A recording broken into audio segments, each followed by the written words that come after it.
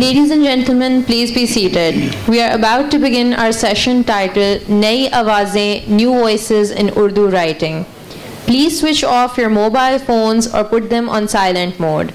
There will be a question and answer session at the end of the discussion.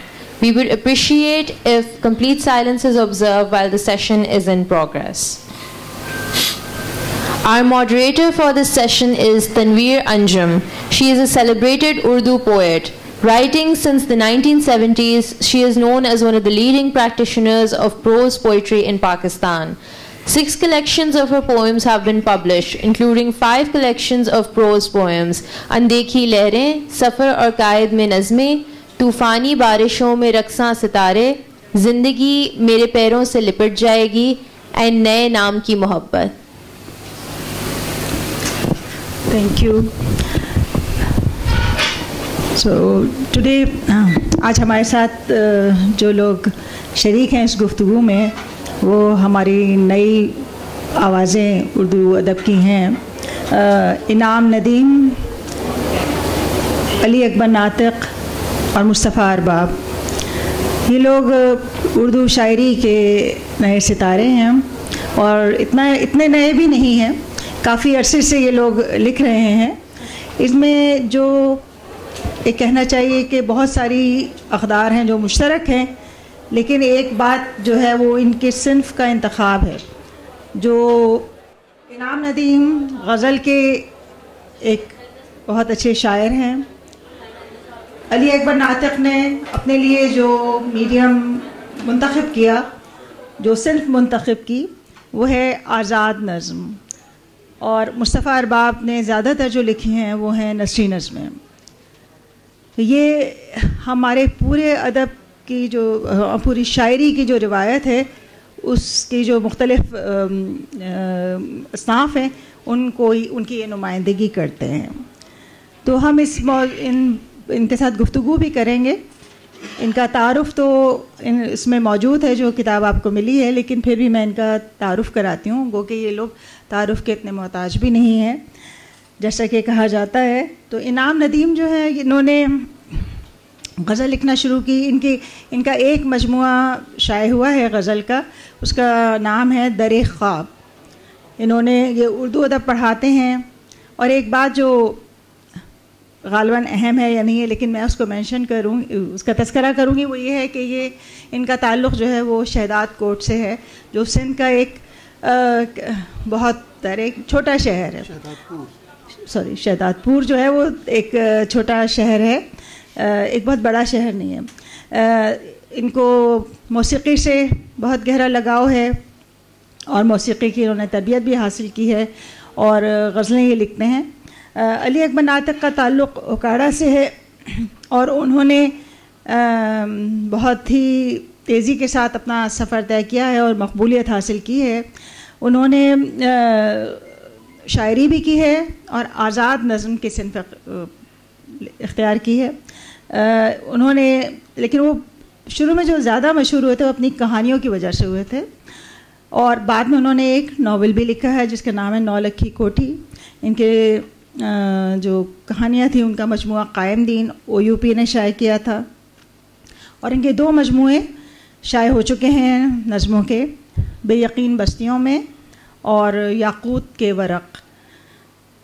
Mustafa Arbab का एक मजमुआ ख्वाब और आदमी नसरी नज़्मों का शाये हुआ है, लेकिन उन्होंने बहुत लिखा है और बहुत अच्छी शायरी करते हैं, और ये सभी लोग बहुत अच्छे शायर हैं। तो अब हम इनसे कुछ सवालात करते हैं, उसके बाद हम इनसे कहेंगे कि ये अपनी शायरी हमारे सामने सबको सुनाएं। तो इनाम नदीम, आप जो है ट्रांसलेटर भी हैं, म्यूज़िक में भी दिलचस्पी रखते हैं और एक उस्ताद भी हैं, और उर्दू के उस्ताद हैं ये, और शायरी के लिए आपने गज़ल को मुंतखब किया। तो आप मतलब ये कहिए कि आपके मौसीक़ी से लगाव जो है वो गज़ल पे असरअंदाज होता है, या ये आपकी जो इंतखाब है इस सिन्फ़ का, जबकि आजकल जैसे गज़ल तो एक बहुत पुरानी शय है और पुरानी सिन्फ़ है, और बहुत अरसे से ऐसा है कि नए गज़ल को कहा जाता है कि सबसे ज़्यादा पायदार सिन्फ़ है उर्दू की, और यकीनन एक बहुत बड़ी तादाद है लोगों की जो गज़ल में शायरी कर रहे हैं, तो आप समझते हैं कि आप जब इतनी ज़्यादा गज़ल लिखी जा रही है उसमें आप अपना अलग मकाम बना सकते हैं? शुक्रिया तनवीर साहिबा। दो सवाल हैं असल में आपके इस एक सवाल में। मैं कोशिश करता हूँ कि उसका जवाब दूँ। एक तो ये कि माना कि गज़ल एक कदीम सिनफ़ सुखन है, लेकिन मुझे ऐसा लगता है कि बहुत डोमिनेटिंग सिनफ़ सुखन है गज़ल हमारे यहाँ उर्दू लिटरेचर में ख़ास तौर पे। और ये है कि सिर्फ यही नहीं है कि उसने डोमिनेट किया है, बल्कि मुझे ऐसा लगता है कि आज भी इतने 100 बरस गुजर जाने के बावजूद वो अट्रैक्ट करती है नए लिखने वाले को। मैं अपना शुमार बहुत नए लिखने वालों में तो नहीं करता, मुझे कुछ वक्त हो गया लिखते हुए, लेकिन जो लोग आज भी अपनी शायरी के सफ़र का आगाज़ करते हैं, तो जो सिन्फ उनको सबसे ज़्यादा अट्रैक्ट करती है वो गज़ल ही होती है। और उसकी बाज़ बहुत ऑब्वियस तरह की वजूहात हैं। गज़ल का जो पैटर्न है वो बहुत जमालियाती है और बहुत लिरिकल फॉर्म है उसकी। मुझे उसमें एक ख़ास तरह की ग़िनायत है जो ग़ालिबन रदीफ़ और काफ़िये के निज़ाम की बदौलत उसमें ऐसा है। फिर ये भी है कि नज़्म की निस्बत शायद ज़्यादा तनव्वु उसमें गज़ल में लिखने वाले को हासिल होता है। एक शेर में पूरी बात हो जाती है, अगले शेर में नई बात होती है, उससे अगले शेर में और नई बात होती है। तो ये तनव्वु जो है ये भी शायद अट्रैक्ट करता है नए लिखने वाले को। तो मुझे ज़ाती तौर पे ऐसा लगता है कि गज़ल इस वजह से भी ज़्यादा, चाहे वो नए लिखने वाले हों या वो लोग जो पहले से लिख रहे हों, उनको हमेशा अपनी तरफ मुतवज्जो करती है। दूसरी वो जो म्यूज़िक की आपने एक बात कही, मैं तो म्यूज़िक का शौक़ है एक सुनने का, सिर्फ कान सुरीले दिए हैं अल्लाह ने, गला नहीं दिया।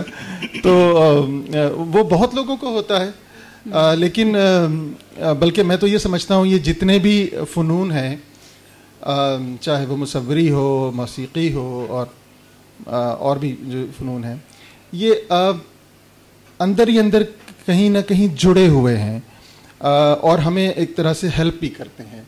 यानी लिखने वाले को म्यूज़िक भी शायद किसी तरह से हेल्प करता है, इसी तरह से पेंट करने वाले को, मुसव्विर को, अगर उसे शायरी का ज़ौक़ है तो उसको भी वो चीज़ें हेल्प करती हैं। और इसकी मिसालें मौजूद हैं। हिंदुस्तान के बहुत मशहूर मौसीक़ार थे नौशाद साहब, हम सब ने उनका नाम सुन रखा है। इसी तरह से पाकिस्तान में एक बहुत बड़े मौसीक़ार गुज़रे, ख्वाजा खुर्शीद अनवर। ये वो लोग थे जो बाकायदा शायर थे और जिन्हें शायरी की पूरी तरह से समझ थी। तो इन लोगों का काम दूसरे लोगों के काम से अलग इसीलिए हो सका कि इन्हें ज़्यादा हेल्प मिलती थी अपने काम को बनाते हुए। बतौर मौसीक़ार उनकी सारी शोहरत है, लेकिन शायरी और इस तरह की चीज़ें उनको बहुत हेल्प करती थी। तो मुझे ऐसा लगता है कि ये सारी चीज़ें अंदर ही अंदर जुड़ी भी हुई हैं, ये सारे फ़नून, और मदद भी करते हैं बहुत। बिल्कुल सही कहा आपने। यकीनन सारे फ़नून लतीफ़ा का आपस में ताल्लुक़ है। और हम देखते हैं कि अदब की असनाफ़ का किस तरह से ताल्लुक़ है। एक अफसाना निगार, एक नावल निगार जो है वो शायरी कैसे करता है। तो अली अकबर नातक से ये सवाल है कि आपकी जो पहचान हुई थी शायद वो ज़्यादा, मैं कहूँगी कि अफसानों के हवाले से थी। आपने बहुत जल्दी से एक नावल भी लिख दी और उसका तर्जुमा भी हो गया और वो इंडिया पेंगुइन से छप भी रही है।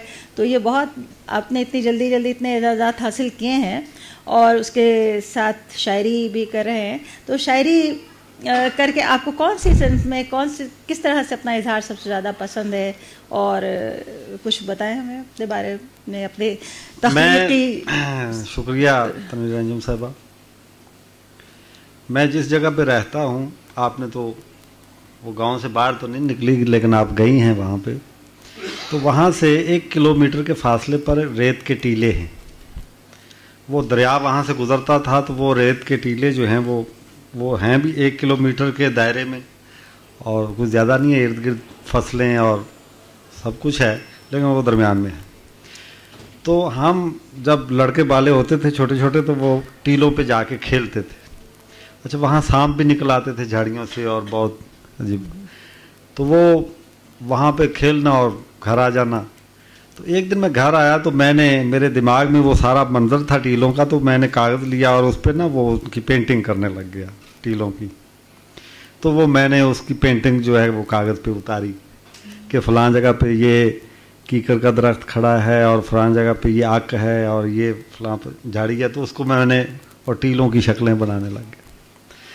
फिर थोड़े दिनों बाद फिर वो मुझे आदत होगी तो मैं पेंटिंग का काम मैंने शुरू किया पेंसिल से और रंगों से। तो आगे चल के मुझे पता चला कि ये बड़ा महंगा काम है और मैं सारे घर के कागज़ और सारी दीवारें काली कर रहा हूँ और ये मतलब मार भी पड़ने का ख़तरा था। तो उसके बाद मैं ईंट ले आता और ईंट से मैं पत्थर तराश के वो रेती से तो उसमें से मुजस्मे निकालने लग गया। तो ये भी ठुक ठुक जो थी इसने भी मेरी वालदा को तंग किया, तो वो मुझे एक तो लगाई कि ये क्या कर रहे हो तमाशा, ये छोड़ दिया। लेकिन वो खेल, तो मेरा ख्याल है कि मैं शायर ना होता, शायरी ये है कि सबसे सस्ता काम था कि इसमें कुछ भी खर्च नहीं होता था। तो फिर मैं वो ऐसे गुनगुनाना शुरू किया और शायरी, लेकिन वो शायरी करता था वो पूरे मंजरनामे की जो इर्द गिर्द था। तो शायरी तो मैंने बचपन से शुरू कर दी। अब हमारे घर के सामने एक घर था, तो वो बहुत ही गरीब थे, यानी हमसे भी ज़्यादा गरीब थे। आप अंदाज़ा कर लें कि वो कैसे गरीब होंगे। तो उनके 3-4 थे, हम मुझसे बड़े थे लेकिन पढ़े लिखे थे। तो वो बेरोज़गार थे, नौकरी मिलती नहीं थी। अब तो माशाल्लाह सबको मिल गई है। तो वो रोज़ाना जो है ना वो कागज़ों का पुलंदा ले, तो मैंने उनके खाके लिखने शुरू कर दिए और वो मजाक के खाके जो थे वो लिख लिख के सुनाता रहा। इस तरह वो नसर में ये हेल्प होनी शुरू हो गई। तो शायरी का मामला ये हुआ कि मैंने जब शुरू की तो मेरा कोई पुलंदा हो गया मैट्रिक से पहले पहले कोई 200-250 पेज का गज़लों का और ये सारा सिस्टम। अच्छा, मैट्रिक में आप देख लें कि क्या कितनी एज होती है बंदे की। तो मैंने कहा कि मैं जाऊंगा तो इसको छपवाता हूँ। तो मैं मार रोड पे आ गया, वहाँ पे अलफरोज़ एक ही मुझे वो दुकान है, बहुत बड़ी दुकान थी फरोज़ सन्स वालों की, उनके यहाँ आ गया। तो उन्होंने कहा जी हमारा यहाँ छपने का काम नहीं है, वो तो फलां जगह पे हमारा एक दफ्तर है, वहाँ मैनेजर साहब बैठते हैं, तो आप ये ले जाएं वहाँ पे। तो वो मैं इतना बड़ा मोटा रजिस्टर उसके पास ले गया, कहा कि जी ये मैंने लेके आया हूँ, तो आप इन्हें छाप दें, तो मैं आपसे इसका कोई रॉयल्टी वगैरह नहीं लूँगा, बस आप छाप दें। उसने देखा उसको पलट के और कहने लगा कि अच्छा, वो बहुत कोई शरीफ नफ्स था। तो उसने कहा बेटा बात ये है कि शायरी आपकी बड़ी बाकमाल है और ये वो बड़ी उसने तारीफ़ें की, चाय भी पिलाई। तो अब ऐसा है कि हमने 2 साल तक पाबंदी लगाई हुई है कि कोई किताब नहीं छापनी। अब या तो मैं इसको कॉपी करा के रख लेता हूँ या मुझे दे जाएं या आप साथ ले जाएं और मैं आपका नाम पता लिख लेता हूँ, 2 साल बाद आप आए। पढ़ते तो हैं ना? मैंने कहा जी पढ़ता हूँ, मैट्रिक कर मैं हूँ, तो मैं जल्दी कर। उन्होंने कहा बिल्कुल ज़रूर लेके आनी आप। अच्छा खैर मैं वो वापस ले आया, लेकिन उसने कहा कि आप इससे पहले जाएं तो यहाँ पे नदीम कासमी साहब आते हैं रेडियो पाकिस्तान में, वो तो आप उनको ज़रूर मिलें जाके। तो मैं वो साथ ही रेडियो पाकिस्तान था, वहाँ चला गया, पूछा तो उन्होंने कहा जी 2 बजे आएंगे तो आप बैठ जाएं यहाँ। खैर इंतज़ार किया, तो इतने में कासमी साहब आए, उसके साथ और बंदे थे। मैं उठा मिलने के लिए, लेकिन वो जल्दी से आगे निकल गए। तो उन्होंने कोई लाइव प्रोग्राम था रेडियो पे, तो वो मैं बाहर बैठा तो सुनता रहा। अब लिखता तो मैं जैसे भी था, पढ़ता मैं मीर और गालिब और इन लोगों को था, और क्लासिक का मुताला मेरा था, नसर का भी। तो जब मैंने कासमी साहब की गज़लें सुनी तो वो जो मीर साहब की गज़लें या गालिब की गज़लें थीं, तो मैंने कहा कासमी साहब से तो अच्छा शायर मैं खुद हूँ, तो मुझे इनसे मिलने की क्या ज़रूरत है। तो मैं उनसे मिले बगैर आ गया। अच्छा, अब जब मैंने FA कर लिया तो फिर मुझे अक्ल आ गई कि यार ये जो शायरी मैं लेके गया था, वो बच्चा बेचारा शरीफ आदमी, उसने मेरी इतनी इज्जत की, तो हक तो मेरा जूते खाने का बनता था। तो लेकिन फिर मैं अक्ल आ गई और वो मैंने मुसवदा रख दिया, और उसके बाद कुछ भी मैंने नहीं मतलब लिखा, पढ़ने पे रहा। तो 2009 में आके, यानी 30 साल की या 31 साल की एज में मैंने आगे पहली दफ़ा नज़में भेजी हैं आसफ़ फ़रख़ी को, तो उनको मुझे ये था कि एक आध नज़म वो छाप देंगे, लेकिन उन्होंने मेरी 10 की 10 नज़में छाप दी। इसी तरह अफ़साने भेजे अजमल कमाल को, उन्होंने 5 अफ़साने छाप दिए। तो इस तरह अच्छा एक इसमें छोटा था और बाकी क्या देर ज़्यादा।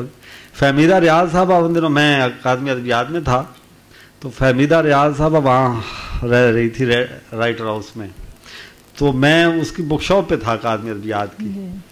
तो मैंने ये आती थी मुझसे एक उधार किताब ले जाती थी, पढ़ के तीसरे दिन मुझे दे जाती थी। तो एक दिन आई और कहने लगी कि तुम क्या यहाँ पे मक्खियाँ मारते रहते हो, सारा दिन यहाँ बैठे रहते हो, ये देखो ये इस रसाले में एक शायर छपा है, तो उसकी 10 नज़में इतनी कमाल की, इतनी खूबसूरत उसकी नज़में हैं, तुम भी कुछ पढ़ा करो और कुछ लिखा करो यहाँ सारी दिन किताब में। तो मैंने कहा अच्छा जी ठीक है। अच्छा वो ऊपर चली गई, इफ्तिखार साहब थे, इफ्तिखार आर साहब, तो वो ऊपर चली गई, तो उन्होंने कहा कि ये कोई अली अकबर नाटक है, ये ढूंढो के कहा। उन्होंने कहा वो साला वहीं तो बैठा हुआ है बुक शॉप में। तो वो फिर बागी आई, तो उन्होंने वहीं खड़े होके वो खत लिखा आसफ़ फ़रख़ी को। तो ये मेरा मामला था। बहरहाल जो भी है बड़े दिलचस्प। मेरा ख्याल है कि अगर आपको इजाज़त दे दी जाए तो आप अपनी दास्तान जो है स्टोरियाँ बहुत चले जाएंगे, कहानियाँ। तो हम अब मुस्तफ़ा से भी कुछ बात करते हैं। मुस्तफ़ा अरबाब जो कि नसरी नज़्म के एक लाजवाब शायर हैं, और आजकल हम ये कहेंगे कि ज़्यादा नसरी नज़्म बहुत लिखी जा रही है, लेकिन जिस तरह गज़ल के साथ है कि बहुत लिखी जाती हैं और कुछ अच्छी जो होती हैं वो दरअसल कुछ ही होती हैं। तो मुस्तफ़ा अरबाब जो हैं वो इस रिवायत को जो नसरी नज़्म की बनाई गई है आगे बढ़ाने वालों में से हैं। और मुस्तफ़ा अरबाब की एक ख़ास बात है कि इन्होंने इनके साथ ख्याल 2009 था जब एक हादसा हुआ था जिसमें इनकी बेगम को माजूर हो गई थी और वो अपना ज़्यादातर वक्त उनकी देखभाल में गुजारते हैं। लेकिन और उसके बारे में इन्होंने बहुत सारी नज़में लिखी हैं उस हादसे पर, उसके असरात पर। इसके साथ साथ लेकिन सिर्फ वो अपनी ज़ाती जो हादसात हैं उन्हीं पर नज़में नहीं लिखते। उनकी एक ख़ास बात यह है कि सारी इंसानियत के साथ जो हादसात होते हैं वो हादसात भी उनके दिल पर वैसे ही गुज़रते हैं जैसे कि अपनी ज़िंदगी का ये हादसा उन पर गुज़रा है। थर का वाक़या हो, थर में बच्चे मरते हैं, तो ये थर पर बहुत सारी नज़में लिख सकते हैं। सैलाब आता है तो सैलाब की एक नज़मों का इनका एक मजमुआ बन जाता है।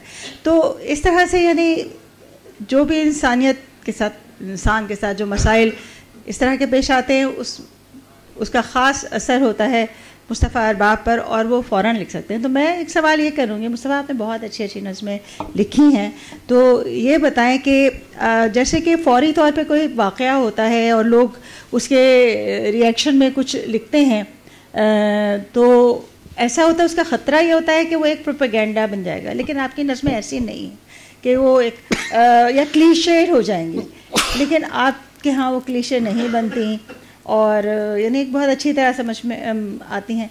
तो ये आप अपने कुछ सफ़र के बारे में बताएंगे, अपना तख्लीक़ी जो अमल है या आपका जो सफ़र रहा है नसरी नज़्म के लिखने के हवाले से। और ये आपने मतलब आपने उर्दू में भी लिखा है, सिंधी के भी शायर हैं और तर्जुमे भी करते रहते हैं, बताइए अपने बारे में कुछ। बहुत शुक्रिया।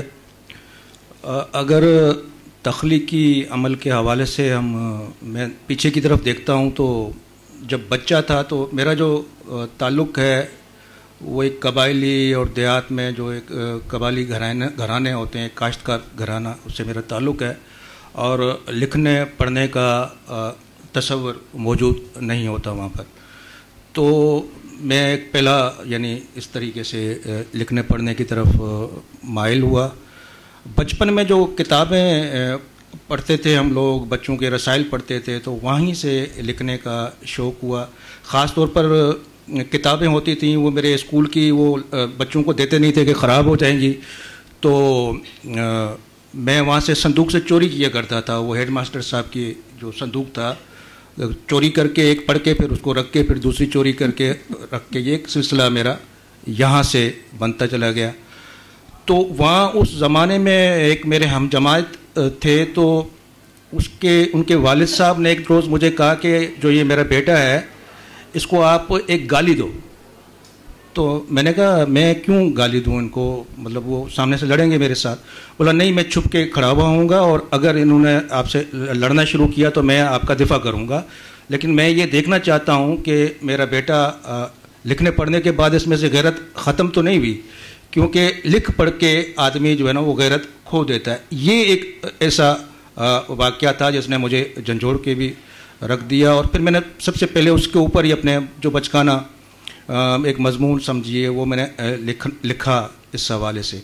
फिर ये सिलसिला मेरा चलता रहा और 85 में मैंने आगाज़ जो है वो अफसानों से किया था, और उर्दू में मेरे अफसाने जो मुख्तलिफ़ रसाइल में छपे किताब बन सकती है, उन अफसानों के बाद जो है फिर पाबंद नज़में भी लिखी, कुछ गज़लें भी लिखी।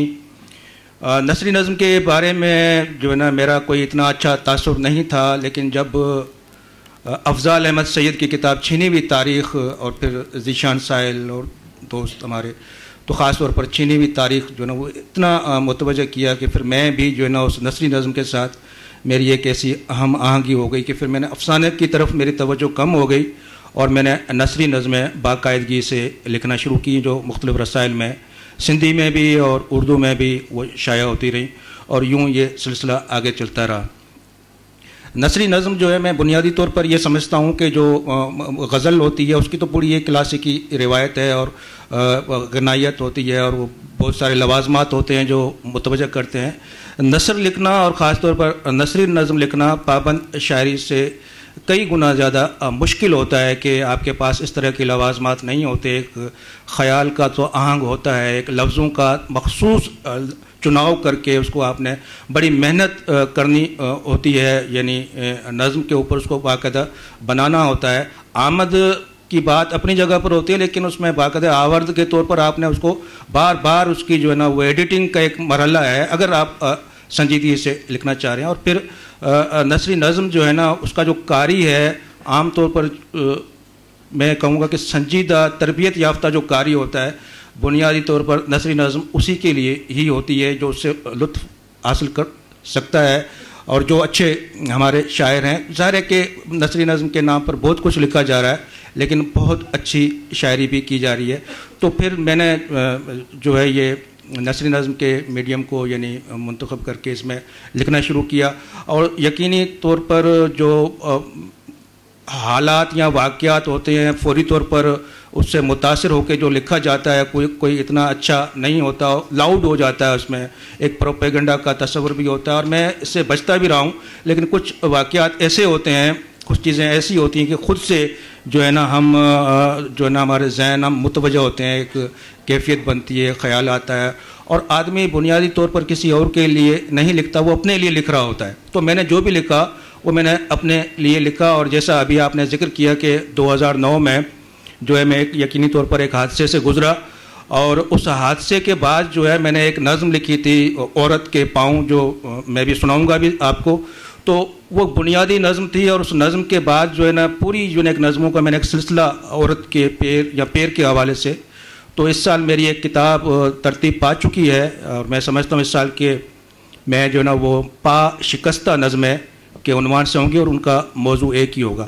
तो यकीनी तौर पर वो एक ज़ाती कैफियत थी, लेकिन उसमें यानी ज़ाती कैफियत में भी ऐसा महसूस नहीं होना चाहिए कि बिल्कुल निजी तौर पर आप अपने दुख गम ये सुना रहे हैं। तो कोई किसी के दुख और गम को नहीं सुनना चाहता है, उसमें इज्तिमाइयत के साथ तासुर एक मजमूई तौर पर जो कैफियत होती है लिखने के हवाले से, तो मैंने कोशिश की, और इस तरीके से ही जो है ना मैं यानी कोशिश करता रहा, लिखता रहा, और जब दोस्तों की तरफ से पजीराई मिलती रही तो मेरे भी हौसले बढ़ते रहे। और 1984 से लेकर अब तक मैं देखता हूँ तो 5-6 मेरे मजमूए एक कड़ा इंतखाब भी किया जाए तो ये आ सकते हैं, लेकिन कुछ मेरी मसरूफियात या थोड़ी सुस्ती कह लीजिए कि अब मैं समझता हूँ कि 2-3 मजमूए अनकरीब कुछ वक्फे से असल काम तो लिखना है। आप लिख रहे हैं तो मजमूए तो आ ही जाएंगे। तो अब हम बढ़ते हैं कुछ शायरी की तरफ और सुनते हैं इन लोगों से कुछ शायरी, उसके बाद फिर आप लोगों से के सवालात होंगे।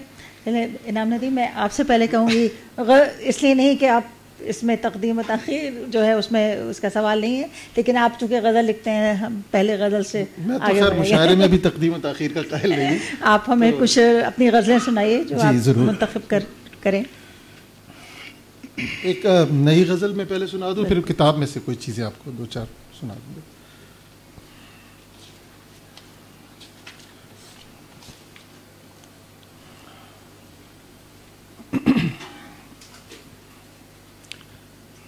फूल हाथों में उठाए रखूं, फूल हाथों में उठाए रखूं और ये जख्म छुपाए रखूं। वाह वाह। फूल हाथों में उठाए रखूं और ये जख्म छुपाए रखूं। नाउमीदी ही बताए शायद, नाउमीदी ही बताए शायद, कब तक उम्मीद लगाए रखूं। नाउमीदी ही बताए शायद, कब तक उम्मीद लगाए रखूं। आज का दिन तो गुजरता ही नहीं, आज का दिन तो गुजरता ही नहीं, काम ये कल पे उठाए रखूं। वाह। आज का दिन तो गुजरता ही नहीं, काम ये कल पे उठाए रखूं। भूल जाए ना सितारे रास्ता, भूल जाए ना सितारे रास्ता, मैं दिया कोई जलाए रखूं। भूल जाए ना सितारे रास्ता, मैं दिया कोई जलाए रखूं। थाम लेगा कभी वो हाथ नदीम, थाम लेगा कभी वो हाथ नदीम, मैं अगर हाथ बढ़ाए रखूं। थाम लेगा कभी वो हाथ नदीम, मैं अगर हाथ बढ़ाए रखूं। फूल हाथों में उठाए रखूं और ये जख्म छुपाए रखूं। कुछ चीज़ें मैं किताब में से आपको सुना दूं।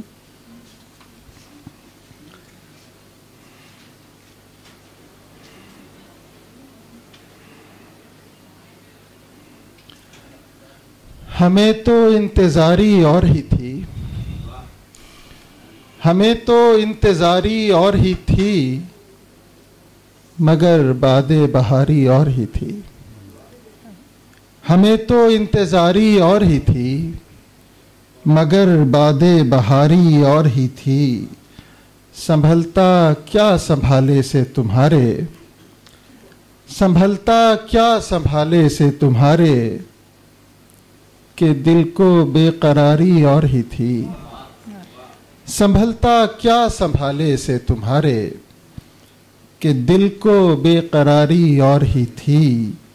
जिए गरचे इसी दुनिया में हम भी, जिए गरचे इसी दुनिया में हम भी, मगर दुनिया हमारी और ही थी।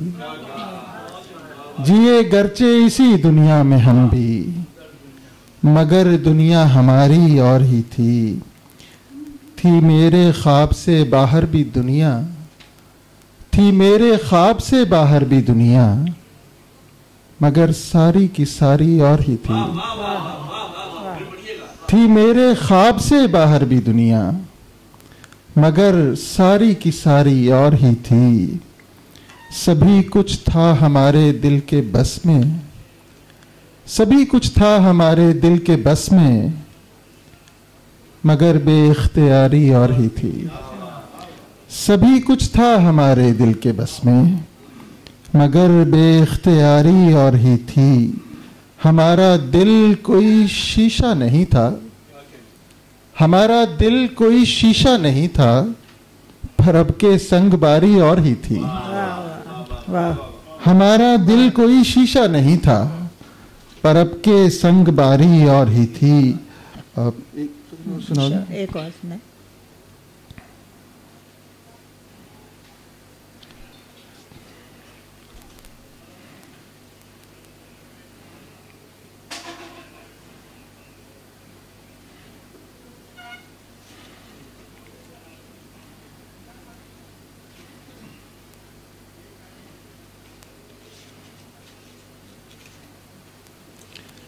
आँख ने धोखा खाया था या साया था, आँख ने धोखा खाया था अच्छा या साया था, वो खिड़की में आया था या साया था। बहुत अच्छा, बहुत अच्छा। आँख ने धोखा खाया था या साया था, वो खिड़की में आया था या साया था, दरवाजे के पीछे एक परछाई थी। दरवाजे के पीछे एक परछाई थी, उसने हाथ हिलाया था या साया था। दरवाजे के पीछे एक परछाई थी, उसने हाथ हिलाया था या साया था। एक लकीर धुएं की थी या खुशबू की, एक लकीर धुएं की थी या खुशबू की। रंग कोई लहराया था या साया था। एक लकीर धुएं की थी या खुशबू की, रंग कोई लहराया था या साया था। अभी जो मेरे पास था शायद अपना था, अभी जो मेरे पास था शायद अपना था। शायद कोई पराया था या साया था। अभी जो मेरे पास था शायद अपना था, शायद कोई पराया था या साया था। नींद से जागा हूँ तो बैठा सोचता हूँ, ख्वाब में उसको पाया था या साया था। नींद से जागा हूँ तो बैठा सोचता हूँ, ख्वाब में उसको पाया था या साया था। आँख ने धोखा खाया था या साया था। शुक्रिया आपका। शुक्रिया, बहुत खूब। इनाम नदीम, हो सका तो हम वक्त रहा तो आपके पास फिर आएंगे। ज़रूर ज़रूर। चले अली अकबर नातक, कुछ पसंद की अपनी नज़्में सुनाई हमें। मैं एक बड़ी नज़्म के 2 हिस्से सुनाऊंगा और एक छोटी नज़्म सुना के बस कर दूंगा। तो एक नज़्म है, रेशम बुनना खेल नहीं। रेशम बुनना खेल नहीं, बहुत बहुत खूब। हम धरती के पहले कीड़े, हम धरती का पहला मांस। हम धरती के पहले कीड़े, हम धरती का पहला मांस। दिल के लहू से सांस मिलाकर सुच्चा नूर बनाते हैं। अपना आप ही खाते हैं और रेशम बुनते जाते हैं। वाह वाह। अपना आप ही खाते हैं और रेशम बुनते जाते हैं। ख्वाब नगर की खामोशी और तन्हाई में पलते हैं। खामोशी और तन्हाई में पलते हैं। साफ मुसफ़ा उजला रेशम तारीकी में बुनते हैं। किसने समझा कैसे बुने हैं चांदी की किरणों के तार। कुंज जिगर से खींच के लाते हैं हम नूर के जर्रों को। बहुत अच्छे। किसने समझा कैसे बुने हैं चांदी की किरणों, किसने समझा कैसे बुने हैं चांदी की किरणों को के तार। कुंज जिगर से खींच के लाते हैं हम नूर के जर्रों को। शर्माते हैं देख के जिनको नील गगन के तारे भी। हमको खबर है इन कामों में जान का ज़िया हो जाता है। क्या बात। लेकिन फितरत की मजबूरी हम रेशम के कीड़ों की। सुच्चा रेशम बुनते हैं और तार लिपटते जाते हैं। आखिर घुटकर मर जाते हैं रेशम की दीवारों में। कोई रेशम बुनकर देखे, रेशम बुनना खेल नहीं। वाह वाह वाह, क्या बात। बहुत और एक मैं 2 बंद अगर कहें तो वो सफीर लहरा की सुना देता हूँ, क्योंकि इन्होंने तो नहीं सुनी। सफीर लैला यही खंडर हैं जहां से आगाज दास्तां है। सफीर लैला यही खंडर हैं जहां से आगाज दास्तां है। जरा सा बैठो तो मैं सुनाऊं फसील करिया के सुर्ख पत्थर और इन पे अजदर निशान बुर्जें गवाह करिया की अजमतों की। चहार जानब नखील तूबा और इनमें बहते फरामा चश्मे। बुलंद पेड़ों के ठंडे साए थे, शाखे जैतून इसी जगह थी। यही सतूं थे जो देखते हो पड़े हम मुर्दा गिदों के मानंद। उठाए रखते थे इनके शाने अजीम कसरों की संगी सकफें। यही वो दर है सफीर लैला के जिनके तख्ते उड़ा दिए हैं दिनों की आवारा सरसरों ने। यहीं से गुजरी थी सुर्ख ऊंटों की वो कितारें कि उनकी पुश्तें सनूबरों के सफेद पालान लेके चलती, उठाए फिरती जवान परियों की महमलों को। यह सहन करिया है इस जगह पर घनी खजूरों की सब्ज शाखें, फलक से ताजा फलों के चश्मे, फलक से ताजा फलों के खोशे चुरा के भरती थी पहलुओं में। सफेद पानी के 100 कुएं यूं भरे हुए थे कि चौड़ी मशकों को हाथ भर की ही रस्सियां थीं। मजाफ करिया में सब्जा गाहें और इनमें चरती थी फरबा भेड़ें। शुमाल करिया में नील गायें मीनारे मस्जिद से देखते थे। परे हजारों कबूतरों के फसीले करिया से गुंबदों तक परों को जोरों से फड़फड़ाते थे और सहनों में दौड़ते थे। यहीं था सब कुछ सफीर लैला, इसी जगह पर जहां बबूलों के खार फिरते हैं चूहियों की सवारियों पर, जहां परिंदों को हौल आते हैं, राख उड़ती है हड्डियों की। यही वो वैश्यसरा है जिसमें दिलों की आंखें लरज रही हैं। सफीर लैला तुम आज आए हो तो बताऊं, तेरे मुसाफिर यहां से निकले उफक के पर्वत से उस तरफ को, वो ऐसे निकले कि फिर ना आए। हजार कोहना दवाएं गरचे बुजुर्ग होंठों से उठ के बामे फलक पे पहुंची मगर ना आए। और अब यहां पर न कोई मौसम, न बादलों के शफीक साए, न सूरजों के सफेद परतों, फकत सजाएं हैं ऊंग भरती करीह चेहरों की देवियां हैं। सफीर लैला यहां जो दिन है वो दिन नहीं है, यहां की रातें हैं बेसितारा, शहर में कोई नमी नहीं है। बस एक हिस्सा इसका बहुत है। बहुत खूब, बहुत खूब। एक छोटी नज़्म में नई है, लेटेस्ट, वो सुना देता हूं क्योंकि ये तवील नज़्म है। सुरमंडल का राजा कि पतले कांच की दीवारों पर बुनकर रात के जाले, पतले कांच की दीवारों पर बुनकर रात के जाले, ठंडे दिलों के गाढ़े लहू पर पढ़कर मंत्र काले। मैं जादू के देश चला हूं जिसके पार उजाले, मैं जादू के देश चला हूं जिसके पार उजाले, नील सरा में खो जाएंगे मुझको ढूंढने वाले।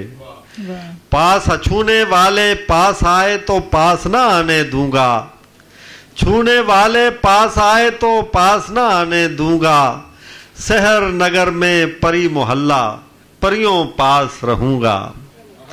और आंख हवा की भर आएगी धुंधलाएंगे तारे, आंख हवा की भर आएगी धुंधलाएंगे तारे, राह सफर में जाग उठेंगे ठहरी नींद के मारे।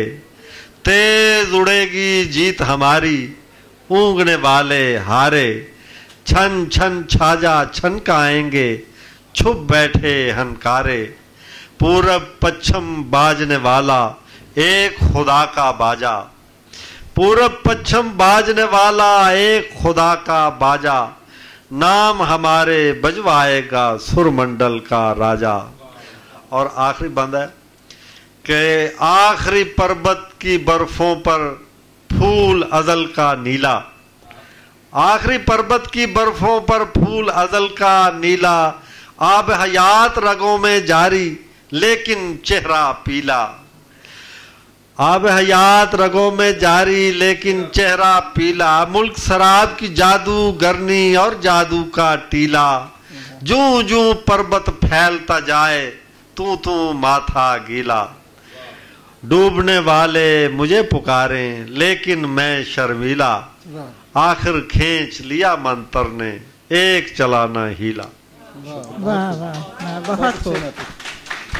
लोग कहते हैं कि किसी ने लिखा है कि अली अकबर नातिक ने मीरा जी को पूरा जज्ब कर लिया है, लेकिन यहाँ मुझे राशिद भी बिल्कुल जज्ब नजर आया। नूनी राशिद के भी असरात आपके ऊपर नजर आए। तीनों चारों मुस्तफ़ा अहबाब, आपकी खूबसूरत शायरी के हम मुंतज़िर हैं। वक्त महदूद है तो मैं 3-4 मुख्तसर नज़में जो है वो आप उसमें वो ज़रूर शामिल कीजिएगा जो अपने सैलाब पे लिखे, एक आध नज़्म वो ज़रूर सुनाइएगा अगर आपके पास है। सैलाब वाली तो नहीं है, लेकिन थर पे एक आध नज़्म है, मैं वो सुना देता हूँ। चलिए ठीक है। औरत के पाँव, ये आने वाली किताब में मेरी नज़्म है। बहुत मुतहरिक होते हैं औरत के पाँव, बहुत मुतहरिक होते हैं औरत के पाँव, चलते ही रहते हैं दिन हो या रात, रुकते ही नहीं। वक्त को किसी भी तरह गुजार देते हैं, ये पाँव औरत को इतना आगे ले आए हैं। किसी रोज़ औरत रुकना भी चाहे तो ठहरते ही नहीं, औरत को पीछे छोड़ के आगे निकल जाते हैं पाँव। वाह वाह, बहुत अच्छी। ये एक नज़्म है, एक और आदमी। हम एक जहन्नम में रहते हैं, न जाने कहाँ से आग लहराती हुई आती है, न जाने कहाँ से आग लहराती हुई आती है। हिद्दत से हमारे बदन झुलसने लगते हैं, तपिश हमारी सांसों में शामिल हो गई है। मैं सुलगने से बचने के लिए एक आदमी की आड़ में हो जाता हूँ, वो मुझसे पहले सुलगेगा। मैं इजाफी लम्हे मिलने पर उसका शुक्रिया अदा करता हूँ और भूल जाता हूँ एक और आदमी मेरी आड़ में खड़ा हुआ है। बहुत अच्छी, बहुत अच्छी नज़र, बहुत खूब, बहुत खूब।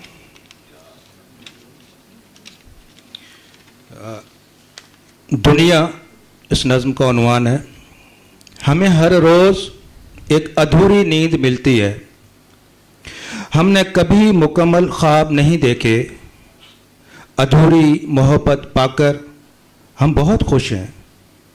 हमारी ख्वाहिशें, बातें, दिन और रात सब अधूरे हैं।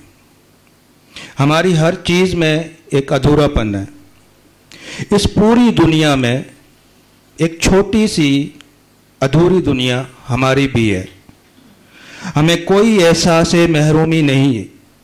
अधूरी दुनिया को हमेशा एक मुकम्मल दुख तख्लीक करता है। वाह वाह।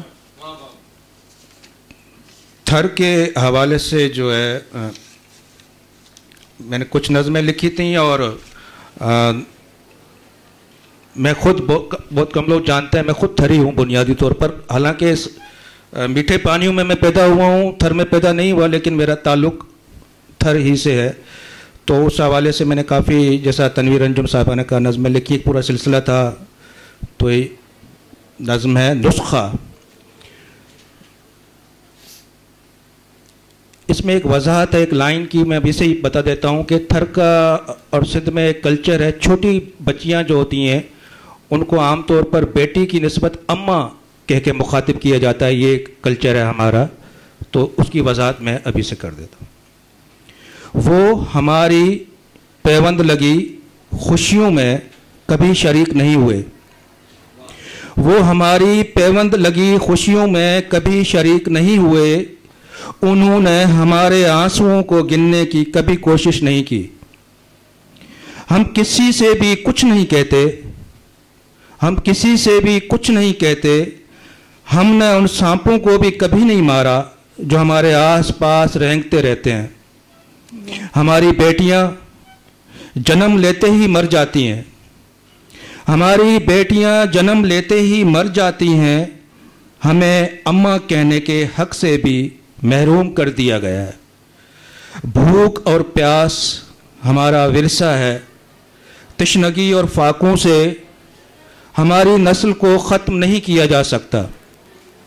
इंतज़ार का तमाशा देखते देखते तुम उकता जाओगे, इंतज़ार का तमाशा देखते देखते तुम उकता जाओगे। हम सख्त जाँ हैं, पानी में गोते देकर ही हमें आसानी से मारा जा सकता है। वाह वाह। आखिरी नज़्म में एक सुनाता हूँ, मोरों पे। वो मोरों पे मैंने कई नज़्में लिखी थी, इंतज़ार हुसैन साहब की नाम मैंने की थी।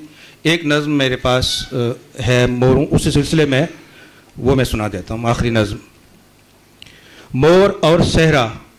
ये थर में मोर जो न मरने लगे थे, तो उस हवाले से मोर और सहरा। मोर नहीं जानता उसके कितने रंग होते हैं, मोर नहीं जानता उसके कितने रंग होते हैं, वो खुद को रक्स करते हुए नहीं देख सकता। मोर गीत गाता है, सहरा और उसकी प्यास उसके गीत में सिमट आती है। मोर मोर नहीं रहता, मोर मोर नहीं रहता, सहरा बन जाता है। सहरा मोर के रंगों को रेत होते हुए नहीं देख सकता। सहरा मोर में तब्दील हो जाता है, सहरा मोर में तब्दील हो जाता है। बगुले रक्स करने लगते हैं, सहरा जानता है मोर का गीत कितना तूलानी है। मोर को मालूम है सहरा कितनी देर तक रक्स कर सकता है। हम गीत नहीं गिरिया सुनते हैं और नहीं जानते कौन किसे मरते हुए देख रहा है। वाह वाह वाह वाह। बहुत शुक्रिया आप तीनों का, बहुत अच्छी नज़्में आपने सुनाई। और हम देख सकते हैं कि उर्दू शायरी का उफ़क़ जो है वो कितना वसी है कि इसमें गज़लें भी इतनी अच्छी लिखी जा रही हैं और आज़ाद नज़्में भी और नसरी नज़्में भी। तो ये बहुत ही मुख्तलिफ़ किस्म की शायरी जो है आपने सुनकर आपको अंदाज़ा हुआ कि उर्दू शायरी की डायमेंशंस कितनी सारी हैं। हर डायमेंशन में हर एस्पेक्ट पे उसके काम हो रहा है। अब हम सवालों का एक सेशन करते हैं। अगर आप लोगों के सवाल हैं हमारे शायरों से। जी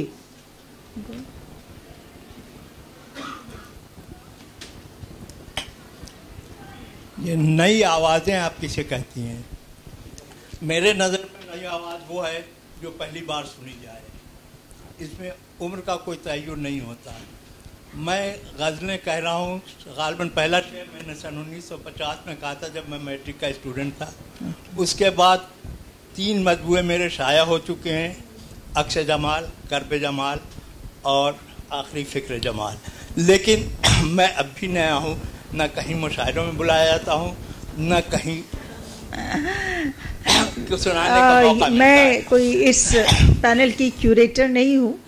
क्लब का मेंबर था, तो वहाँ पर अदबी कम्युनिटी का जब तक मेंबर रहा हूँ उस वक्त तक मुशायरों में वहाँ सुनाया, उसके बाद फिर भी रद्द कर दिया गया। तो बहरहाल 2-3 शेर अगर आपकी इजाज़त हो तो सुना दूँ। सुना दें, क्या ख्याल है? सुनाइए भाई, सुना दीजिए। 3 शेर सुनाइएगा। 3 शेर सुना दीजिए आप। एक शेर तीनों के लिए। एक शेर सुना देता हूँ। हम हुस्न परस्तों का ये एजाज तो देखो, इस हुस्न परस्ती का मिला कैसा सिला है। हम हुस्न परस्तों का ये एजाज तो देखो, इस हुस्न परस्ती का मिला कैसा सिला है। वो दर जो हसीनों की तरफ बंद हुआ था, अल्लाह ने हूरों की तरफ। यहाँ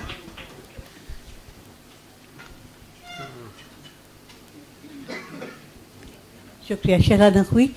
पहले तो बाप साहब का बहुत बहुत शुक्रिया कि अगर आप ना होते तो औरतों का नाम ही ना आता स्टेज पर। तो गालिबा नई आवाज़ों में कोई औरतों की आवाज़ नहीं शामिल, और इसका मुझे बड़ा अफसोस है। और बहुत बहुत शुक्रिया नातिक साहब, आपकी शायरी से, आप दोनों की, आप तीनों की शायरी से बहुत हम लोगों को खुशी हुई सुन के। लेकिन आपका नावल जो है वाकई ज़माना साज नावल है, और उसमें जो चीज़ें डिस्कस की गई हैं वो इस वक्त का मौजू है कि नहीं, शख्सी आइडेंटिटी जो है हम लोग यानी कराची महाजिर, अमरीका में मुसलमान, डिट्रॉइट में अरब, सब यही कह रहे हैं कितने दिन लगते हैं कभी किसी ज़मीन का हिस्सा बनने में। शुक्रिया। शुक्रिया।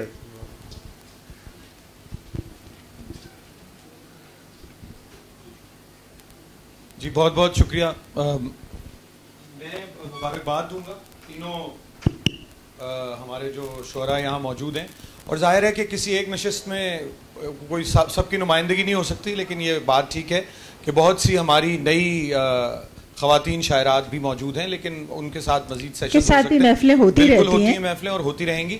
लेकिन ये तीनों मैं जो एक मुख्तसरन एक अर्ज़ करना ये चाहता हूँ कि बहुत ज़रूरी है ये आवाज़ें उभरते रहना और इनका आगे आना, क्योंकि यहाँ अफजाल अहमद सैयद साहब भी मौजूद हैं, अज़रा अब्बास भी मौजूद हैं, दीगर जो उर्दू के मुस्तहकम लिखने वाले हैं आप समेत।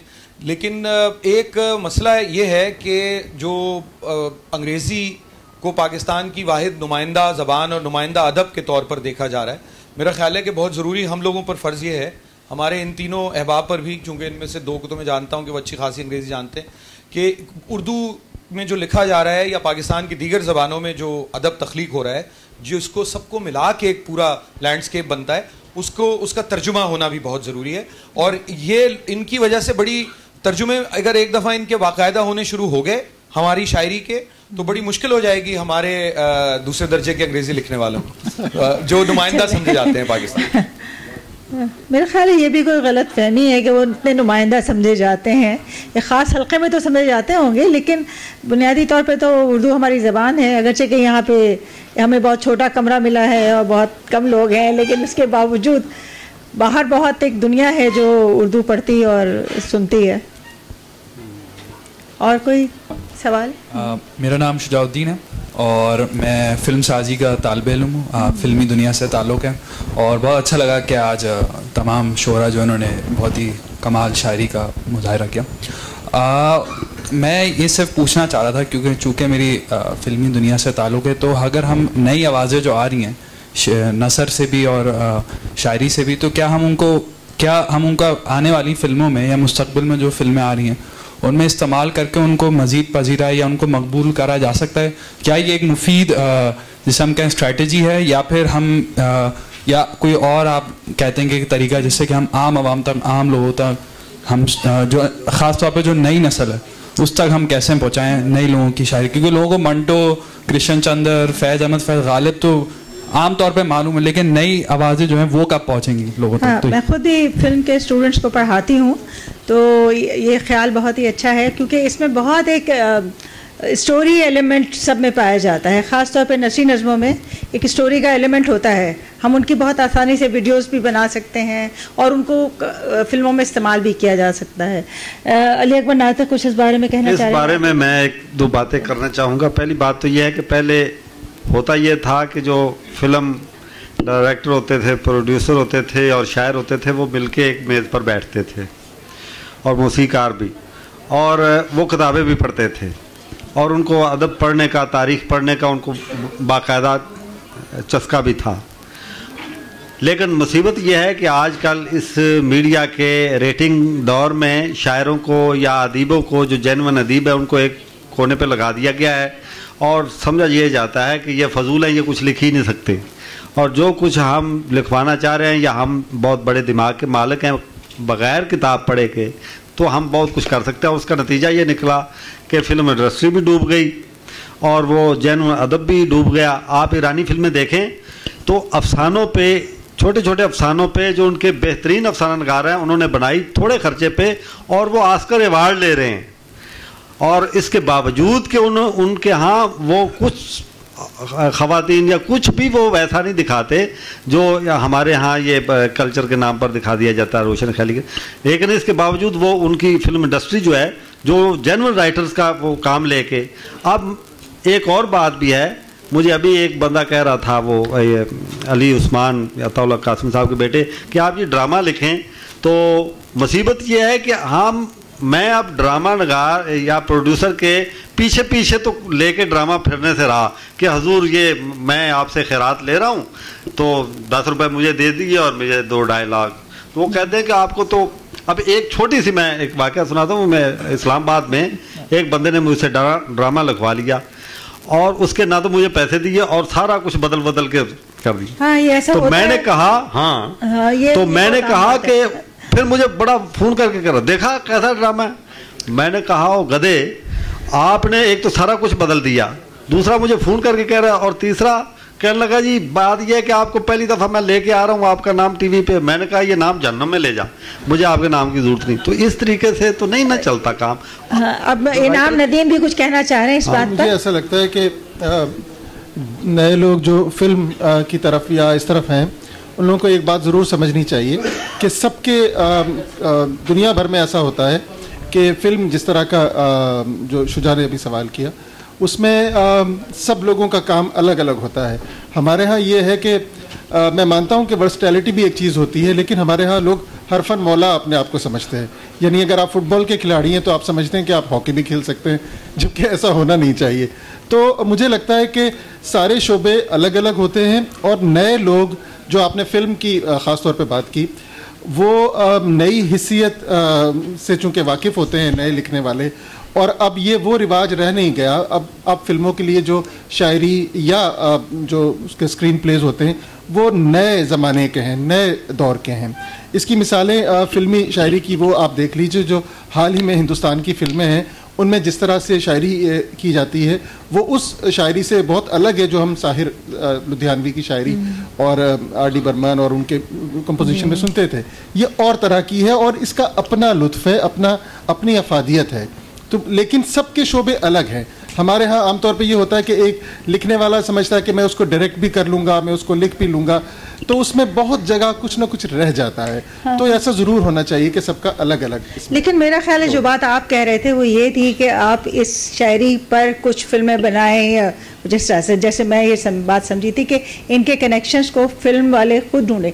और ये जो नए नौजवान हैं जो फिल्म पढ़ रहे हैं और फिल्मों में काम कर रहे हैं, वो उनसे बहुत मुख्तलिफ हैं जो हमारे ड्रामे लोग जो टीवी के ड्रामे बना रहे हैं। और तो मेरा ख्याल है इनके लिए ये जो शायरी है बहुत अहम है।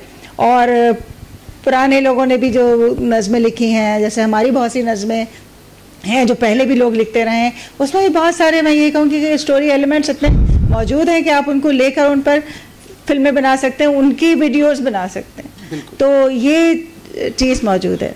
तो मेरा ख्याल है हमारा वक्त अब ख़त्म हो रहा है।